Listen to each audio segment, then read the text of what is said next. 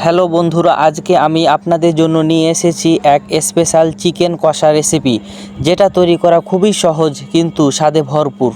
প্রথমে আপনারা মুরগির মাংসটুকু এভাবে ফালা ফালা করে কেটে নেবেন, যাতে খুব সহজে মশলাগুলো ঢুকতে পারে। তারপরে আপনারা পরিষ্কার পানি দিয়ে এভাবে সুন্দর করে ধুয়ে নেবেন। তারপরে মুরগির মাংসগুলো ভালোভাবে ধোয়ার পরে একটি প্লেটে সুন্দরভাবে উঠিয়ে নেবেন।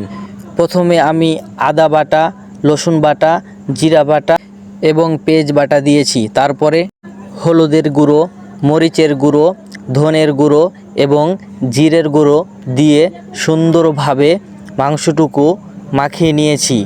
এইভাবে আপনারা সুন্দর করে মাখিয়ে নেবেন। তারপরে হালকা একটু লেবুর রস দিয়ে আপনারা আধা ঘন্টা কিছু দিয়ে ঢেকে রেখে দিবেন। তারপরে বেসনে ডুবিয়ে গরম তেলে ছেড়ে দিবেন। এই রেসিপিতে একটি গোপন টিপস আছে, একটু কাঁচা ধনেপাতা কেটে ওপরে ছিটিয়ে দিন, যা স্বাদে অতুলনীয় করে তুলবে। এই রেসিপি বানিয়ে আপনাদের প্রতিদিনের রান্নায় একটু ভিন্ন স্বাদ যোগ করতে পারেন, আর আশেপাশে সবাই মুগ্ধ হয়ে যাবে।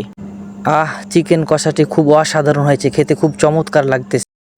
তাই আপনাদের যখন খুশি এভাবে সুন্দর করে রেসিপি বানিয়ে পরিবেশন করতে পারেন। তাই ভিডিওটি শেষ পর্যন্ত দেখার জন্য ধন্যবাদ।